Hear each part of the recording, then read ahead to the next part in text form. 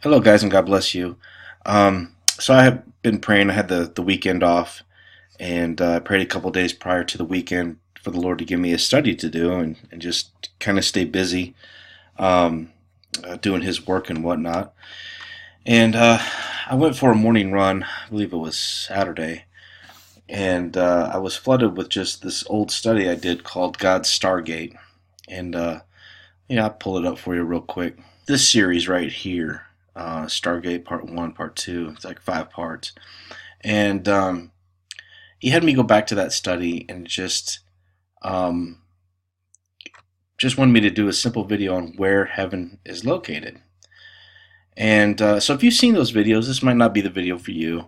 I just feel that, I don't know, someone might need to hear this, or as I did the video, I thought, well, this would be a good video for like a teenage kid or someone who knows a little bit about the Bible. You don't need to be a Bible scholar to see this. It'd be a good one to sit down with your child or whatever to go through. I'm not sure of the purpose, but I definitely felt he wanted me to go back to this. Where is heaven located?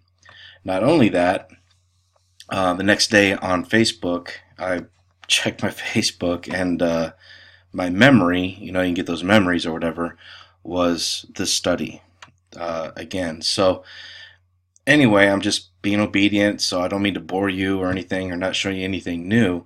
I do go in a little bit more detail here with this, but uh, anyway, it is what it is. I think that the Lord just wants me to do this for somebody. I don't know who or what, but anyway, I'm convinced that the Bible tells us everything we need to know about our human race. Not necessarily everything about God, but about us and our journey. God is eternal and we have no idea what He is all about, okay? Completely. What has happened billions and billions of years ago with creation, who knows at this point? Who knows? But for our journey and our understanding, we have the Word of God that does show us some secrets of God. And and God told me when I was born again, He's like, if you walk with me in righteousness, I'll show you many wonderful things you do not know. And I had no idea that that was even a Bible verse. I was like, okay, I was shuddering and crying and I was excited. So the bottom line is, did God reveal the heavenly location in His Word of God, in His holy Word? And I believe He did. One thing I want you to focus on in this presentation is the phrase, on earth as it is in heaven. On earth as it is in heaven. If you think of heaven or earth as a reflection of some type of sorts of what's going on in heaven, then you will see this. And this is what we're supposed to pray. All right, let the Lord's will be done on earth as it is in heaven. And with that, I love this verse, Proverbs 2, 1 through 9. My son, if you'll receive my words and hide my commandments within thee, in other words, take these things seriously, hide His commandments in your heart, so thou incline thy ear to wisdom and apply thy heart to understanding. Yea, if you criest after knowledge, lift up your voice for understanding. If you seek her as silver, wisdom, and search for her as hidden treasure, then thou shalt understand and fear the Lord and find the knowledge of God. And that's if this one verse right here. If we could take all the people that aren't awake, it's because they have not done this. Those people that are not seeking, not putting the Lord's law in their hearts, not fearing Him. This is why they run around blind right here. So let's talk about Israel. As of the 29th of November, just a few days ago, the UN voted for Israel to give up undivided ties to Jerusalem. Now this is huge. The vote was 151 to 6. On that same day, 70 years ago, was the partition plan, which is something similar. The United Nations partition plan for Palestine was a proposal by the United Nations which recommended a partition of mandatory Palestine. Again, dividing the land, nitpicking the land, any way they can do it. Move Jerusalem, move the capital to Tel Aviv. I mean, all these things. Why are they so involved in bothering Israel? It's been since the beginning of time, folks. It's always been in turmoil. It's a bombardment against Israel. It always has been. What you have to understand is Israel is symbolic of heaven. Israel is symbolic of heaven on earth, God's chosen people. Now, I don't say that to be dogmatic. I don't say that to be that those are his people and we have no chance of, ever winning God's heart or any of that. It's symbolism. It is symbolism so that you understand what went on in heaven. The promised land, okay, promised land, where we all hoping to go, okay, heaven, of course. The promised land given by God, Elohim, to his people. This is the land that God brought his people to, out of Egypt, through their journey, and into the promised land with Joshua. The cleansing of the land, Joshua did the same type of cleansing that Jesus did in booting out Satan and his followers. Now, we don't know everything about the war in heaven, okay? We don't know about everything about the war in heaven. I've heard prophetic words, and I can't remember who said, but someone once said, and I have had a cold, guys, by the way. Someone once said that, friendships were broken apart. One angelic being went with Satan and another with Jesus, and there was turmoil back and forth on who to follow, what was going on. We don't know how long a time that God allowed this to happen. It wasn't just Satan, with an idea in his mind and boom, it happened the next day. I believe this is just my belief, that he sowed these seeds of doubt and he watered these seeds of doubt into the people that fell with him. We can do this better. We can have our own place, and obviously I think, God let this go on for a period of time, and then boom, it was done. He had enough. He had the courts of heaven were opened, and the rest is history. We're living it right now. Much sadness, sin, and entered into heaven. The place where there is no sin. Satan was in heaven, and some people would say, well, there's no sin in heaven. Well, it had to have. Satan was there, so Satan conjured this idea in his mind of being greater than God, and of course there was a war. Satan and his followers were obviously kicked out of heaven. We know they came to earth and tempted mankind, and of course we sinned and gave up our beautiful nature to obtain knowledge. Because of this, Satan now has authority over earth. Limited authority, yes, but authority nonetheless. We know this to be true because he offered Jesus Christ all the kingdoms of the world in exchange for worship. Take a minute to think about that. He offered Jesus all the kingdoms of the world, the Roman Empire, the Ottoman Empire, everything, to Jesus Christ, the British Empire, United States leadership. He offered everything to Jesus Christ if Jesus would bow down to him. And that's why every single leader in our world system is corrupt. And I would say, I'd even go further to say head of financial institutions, head of corporations, education, the whole ball of wax is tainted and handpicked by Satan with God's approval. All right, take a minute and think about that. And this is the verse the Lord spoke to me right here. Call unto me, and I will answer thee, and I will show thee great and mighty things you know is not. What we have to understand is they are expelled out of heaven, never to return.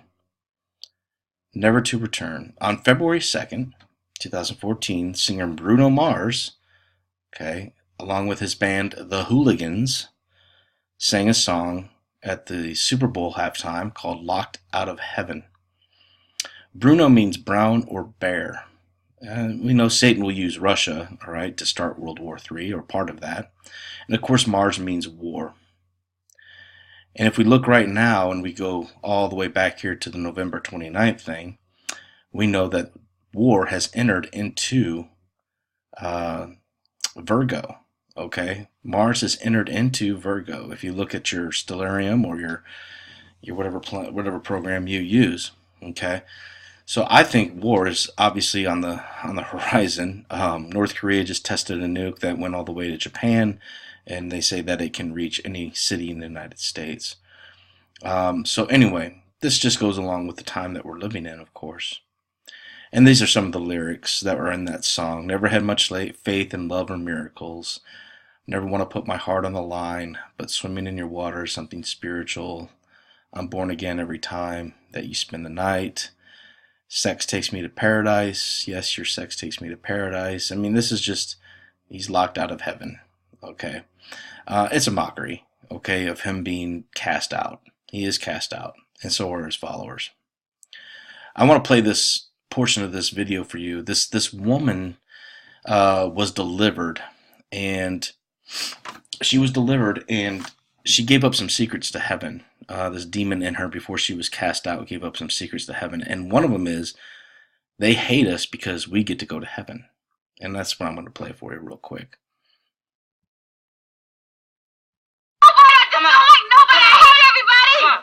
You don't like nobody? Oh, I hate everybody. I hate everybody. I hate everybody. Why? We're nothing to you. We're nothing to you. Why you hate us?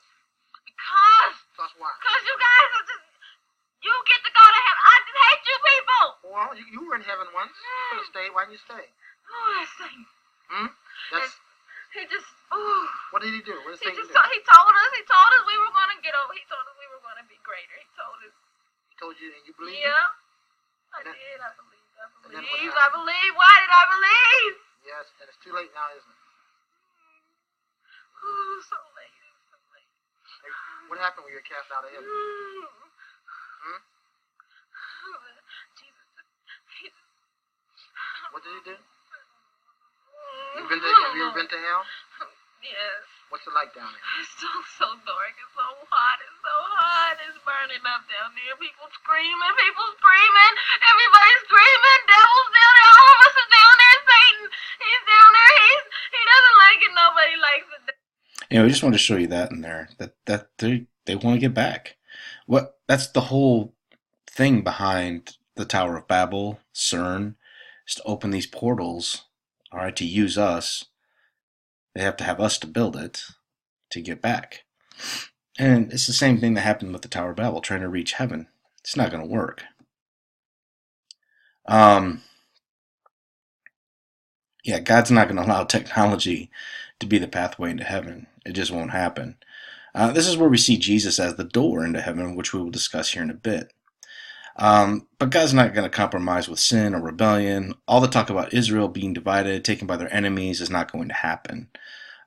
Will they suffer? Yes, they're going to suffer. They're going to have issues. Okay, but ultimately God will deliver Israel. It's not going to be divided. If anything, the borders expand. If you look at the Bible and you look about Ezekiel 38, 39, and Psalms 83, to compromise here on earth would be to compromise in heaven. All right, and that's the whole thought process behind this video. Is Israel is heaven. It's not going to be separated. It's not going to be divided. To compromise here would be to compromise there. Why he's got it set up that way, maybe for us to see, I don't know. But that's appearing to me how it's set up.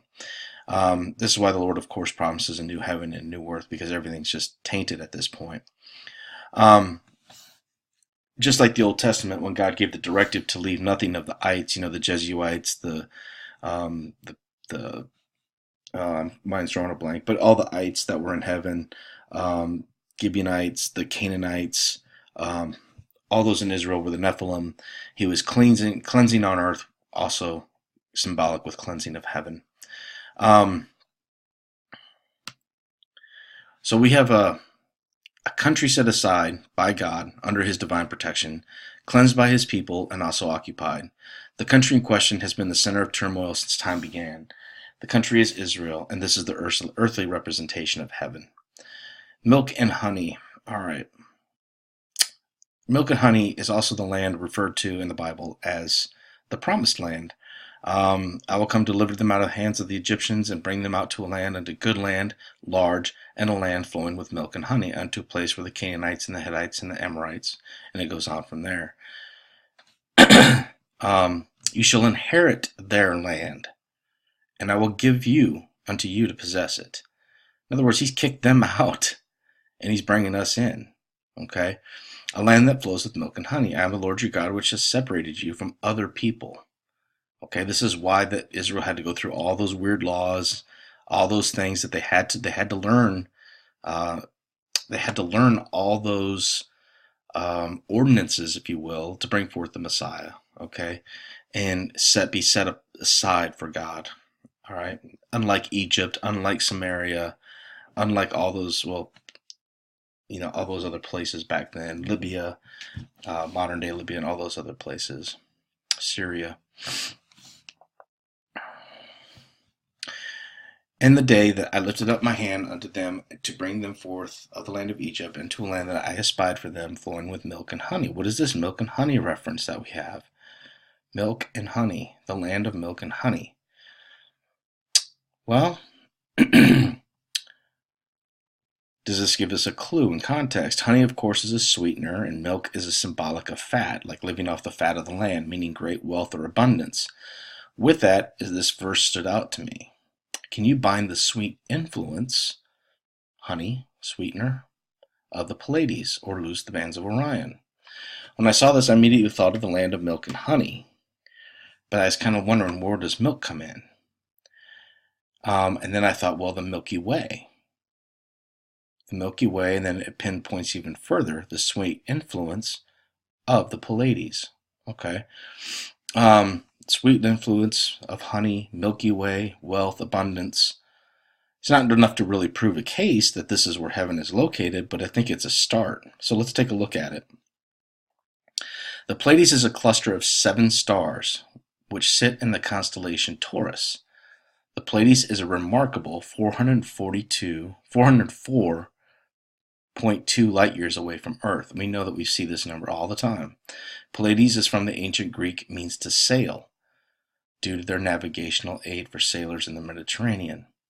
Strong's 444 in Greek and Hebrew, in the Greek means mankind, anthropos, and alak in Hebrew means morally corrupt. Separated by God because we are morally corrupt, 444.2 light years away. Things are kind of adding up, in my opinion. This I say, therefore, and testify unto the Lord, that henceforth walk not as the Gentiles walk, which just means unbelievers, in the vanity of their mind, having the understanding darkened, being alienated from the life of God through ignorance that is in them because of the blindness in their heart. Alienated from the life of God. But your iniquities have separated you and your God. Your sins have hid his face from you, that he will not hear. You see how God uses the number 444 to show us this? We are separated from God and our home due to our sins and inequities. Let's keep going. As stated, we see that the Pleiades is a cluster or constellation of 7 stars. Do we see this in the Bible anywhere? Yes, we do. The mystery of the 7 stars, which thou saw in my right hand, Jesus speaking, and the 7 golden candlesticks. The 7 stars are angels of the 7 churches, and the 7 candlesticks which thou sawest are the 7 churches. Jesus is in the midst of the golden candlesticks, stars, angels, and churches. So let's pull up a picture of the Pleiades real quick.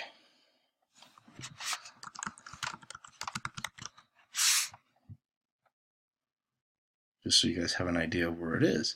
Now, I've seen this through through telescope and through binoculars, and it is extraordinarily beautiful. It is probably the neatest thing to look at in the sky. There's one more that we're going to get into here in a minute, but it's absolutely gorgeous. They're all blue stars. This is the largest one, Alpha Clone, and I believe like these 2 make up a star, and then these 2, they're binary stars. So anyway, here's a little bit better reference. Alpha Clone, Asterope, all these other stars, Electra. Anyway, just a very beautiful, very, very beautiful star cluster. Now let's look at where it's located real quick. Okay, so this is the Pleiades here, this tiny little cluster. These are the horns of Taurus, the bull. And then you have the belt of Orion. Okay, so you have this line that goes to the home, and that's what the Stargate's all about. Okay. Okay, this comes from Ethelbert Bullinger's book, The Witness in the Stars. Then there is a cluster of stars known as the Pleiades. This word, which means congregation or judge or ruler, comes from the Greek Septuagint translation. It consists of a number of stars, the neck of Taurus, which appear to come together. The brightest of them is marked on all maps, comes down with an Arabic name, Al-Salon, which means the center. And I thought this was interesting. The Syriac name for the Pleiades is Succoth, which means booths. So we have congregation and Succoth. I don't want to get too far off topic, which I tend to do, but this is something I think I need to show you guys. If we look at Samson, all right, and he takes in Judges, when he takes the honey from the bees in the lion carcass, the word swarm here means congregation or a group of peoples, okay? If you look and pay attention, you will see that Satan uses this as a way for us workers, all right, to build and expand his fallen kingdom. The honeycomb that we're in is the prison that we are trapped in. And I'll give you a couple examples. So, for example, this is what I'm saying here. God sees us as a congregation, a church, a group of people, the Feast of Ingathering, okay? But how Satan does this is he shows us as like workers, like hive mind, to make the hive greater, to make the world a better place, to spend, to consume. Now, you all remember when George Bush came out and it was like he gave us tax breaks before Christmas. He's like, go out and spend money, you know. That's exactly what turns this world, is the money, okay? Notice all the little 20s on this $20 bill. They all look like little bees. They're even yellow, for crying out loud. And we're the workers making the money or the honey for the hive, okay? And it goes even further. This is a helmet from a video game called Halo. He is looking through the honeycomb. Now, this is like a homemade thing, but he has a shield that's of honeycomb. And he doesn't see anything except what he's allowed to see through that honeycomb. The reality isn't there. Okay, it's blinded. It's like, think of these as the scales that fell off of Paul on his way to Damascus. The scales fell from his eyes. He could see. He was blinded, but now he can see. Taking the honeycomb off your face. Okay, here's another example. This is that, I don't know, that movie, what do y'all call it? Mockingjay, I guess, for lack of better words, Girl on Fire, I think. She shoots this arrow up to the ceiling when this lightning strikes, all right? And notice she's in the machine, all right? This honeycomb. And this is what frees her. She becomes, and she fights the system after this. Fighting Donald, the Donald guy, all right? But anyway, this is her breaking that machine. This is the narrow gate, okay? The narrow gate. Narrow is the way, okay? And here's another example, all right? The eye. The arrow that she released means she's destroying the machine or the prison, discovering the truth. The same thing is modeled in the eye, the hyaloid canal for the narrow path. This is the same thing, once again, we just talked about Paul, the scales covering his eyes, blinded by sin. But the Lord came along to him, showed himself to him, and in turn, Paul was healed and could see the truth. This is the narrow gate. This is the arrow going up to the ceiling and shattering the machine that we perceive as reality. All right? I hope that's not too much for you, but anyway, check it out. There's all kinds of stuff. I was watching football today, and I noticed they had all this honeycomb. Like, I don't know, when a commercial comes on, they peel a thing away or whatever, and it's all honeycomb. So, it's out there. Take a look. Take a look at your $20 bill in your wallet and just understand that we are seen as worker bees to make money for them. Oh, they keep us happy and healthy at a lower level, keeping us in the world. That's their goal. Keep us in the world, not finding the deeper secrets of God. All right. So the Syriac or Middle Aramaic definition of Pleiades is the booths or Succoth, which of course has deep biblical significance. I didn't do a whole lot into this, all right, but I thought that the temporary dwellings was very interesting, and also the fact that Succoth also has a milk and honey reference to it. Sometimes called the Feast of Ingathering, is the first place of rest that Israel, after departing Egypt. So they were at the Ramses there in northern Egypt, and then they went to Succoth, all right, as their first stop. Temporary dwellings is the basic theme for the Feast of Booths. We are here. Our skin is temporary. Our bodies are temporary. This home is temporary. We have to have our eyes focused on the Lord. In our Father's house are many mansions, not temporary mansions. If it were not so, I would have told you, I'd go and prepare a place for you. And if I go and prepare a place for you, I will come again, that where I am, you may be also. So let's see where Jesus fits into all this. This answer may surprise you. To begin, let's start off with a story. When I was in Iraq in 2005, one thing I could not shake my mind of was how Muslims hated dogs. In the back of my mind, I thought, what the heck is not to like? Why do they hate dogs so much? They love you unconditionally. They protect you. They'll do anything for you, no matter how bad you treat them. Many Muslims will not even keep them as pets. In fact, I had to turn my head a lot because I see many dogs that are just loose and not cared for at all. They're actually like wild dogs, some of them over there. And it just broke my heart. I just couldn't look. I couldn't deal with it. So I just had to turn my face, and I just have to continue doing, focus on what I was doing.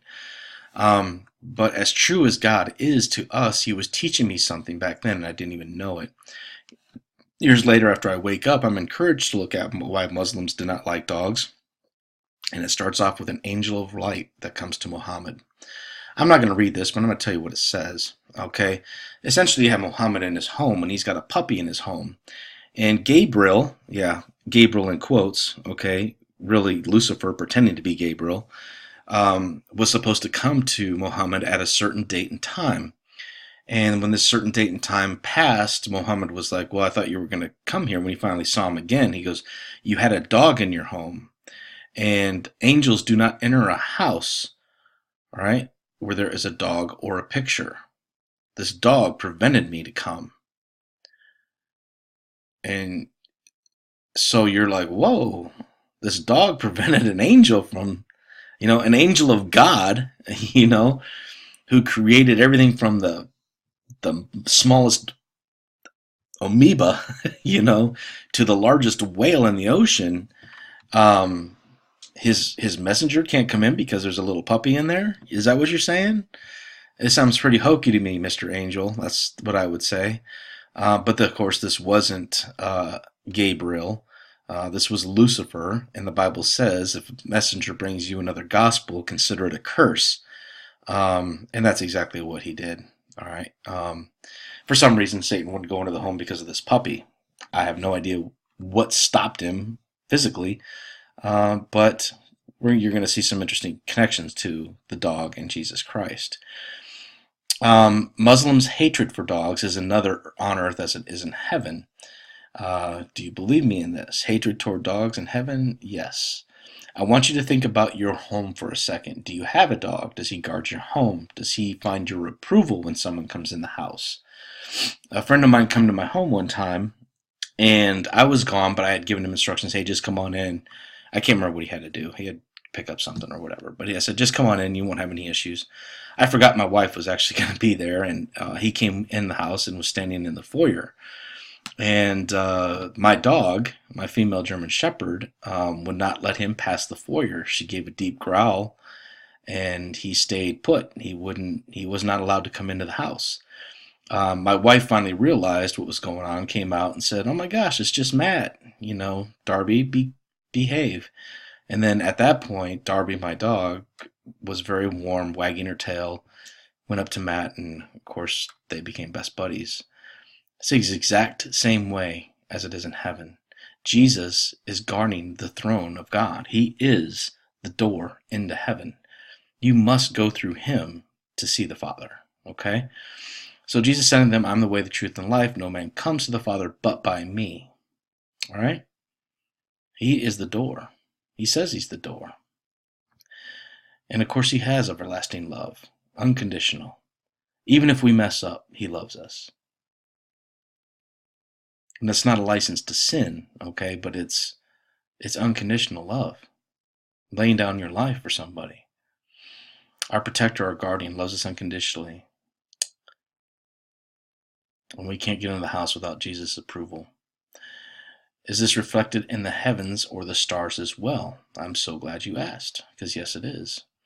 And Jesus said unto them, I am the light of the world. He that followeth me shall not walk in darkness, but shall have the light of life.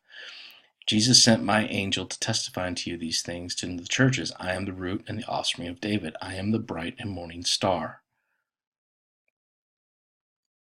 There is a man sent from God whose name was John. Okay, he was not the light, but gave witness to the light, that the true light, which lighteth every man that cometh into the world. Which lighteth every man that comes into the world. I want you to think about that for a second. The light in every man that comes into the world. Okay? We'll get there in just a second. He has the key of David that opeth, that no man can shut, and shut no man can opeth. I know your works, and behold, I have set before thee an open door. No man can shut it. Thou hast a little straight, kept my word, and hast not denied my name. So let's get down to the nitty gritty. No matter who you are, every man, no matter who you are, everyone has a connection to Jesus Christ. Everyone has a connection to Jesus Christ. Whether you are an atheist, whether you are the hardest of hearts, you have a connection to Jesus Christ. It is there. Okay? This is the light that is in you. Okay? You have a longing to know Jesus, whether you believe it or not. Many have suppressed this, yes, but it is still there waiting for you to act upon it. Ever heard an atheist say, oh my God, after some sort of event? This may sound a little strange, but deep down inside, they are calling out because they have lost faith in whatever it is they're thinking is supposed to happen. And also deep down, they know that God is the only one that can save them. Whether they want to admit it or not, this is true. I did a study on Job 18 and Psalms 18, talking about lighting the candle. The lighting in Job 18 is snuffed out. The lighting in Psalm 18 is ignited. Job 18 is about the mark of the beast. Psalm 18 is about the gifts of the bride.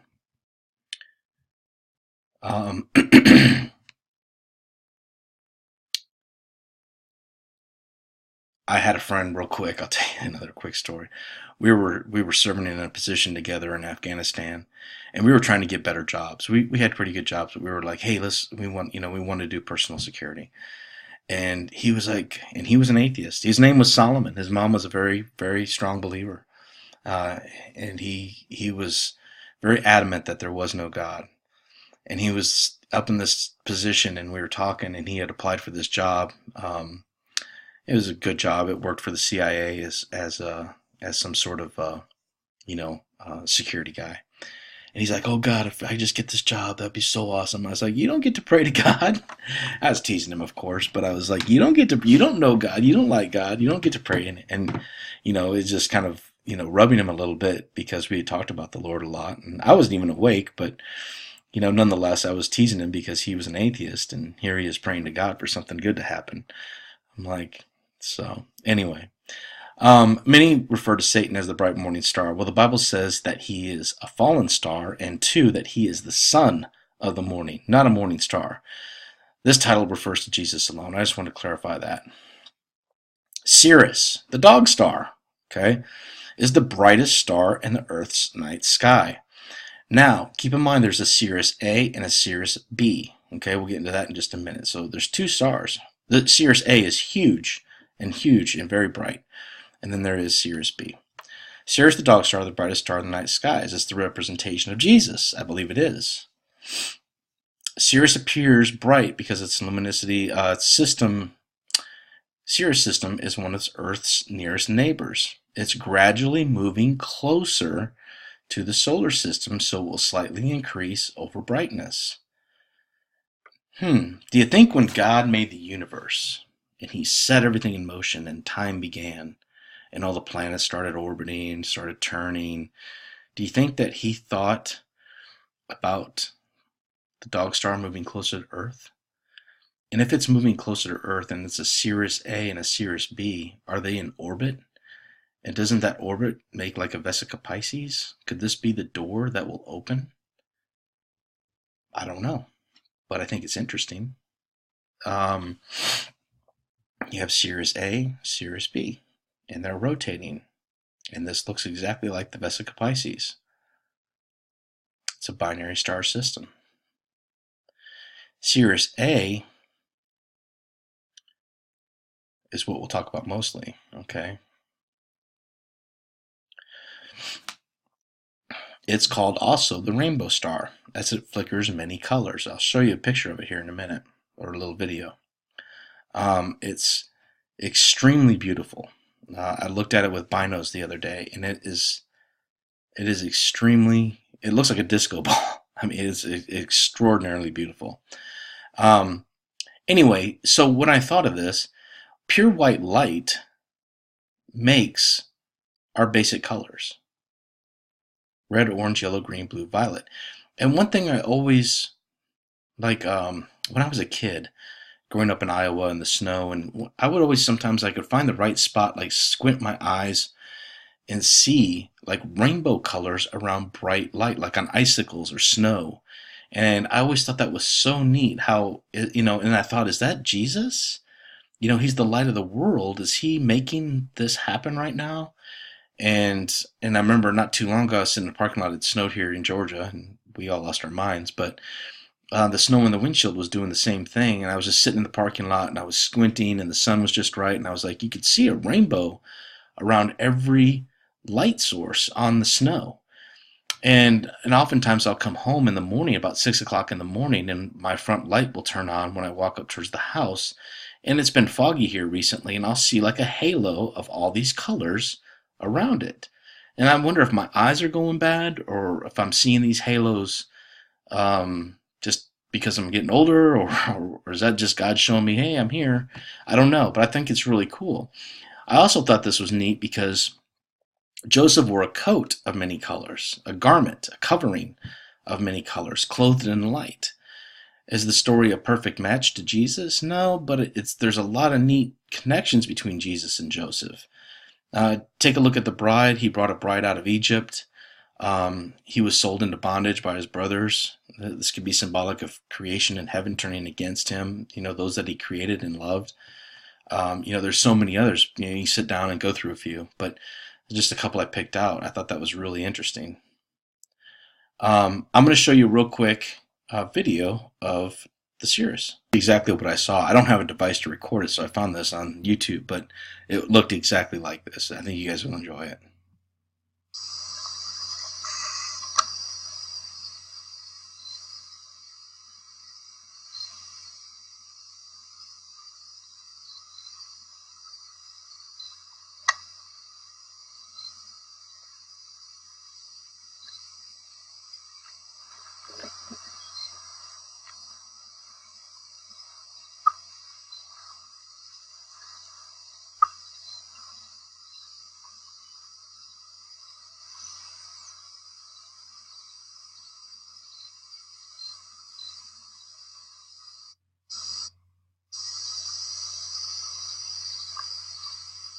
Pretty neat, huh?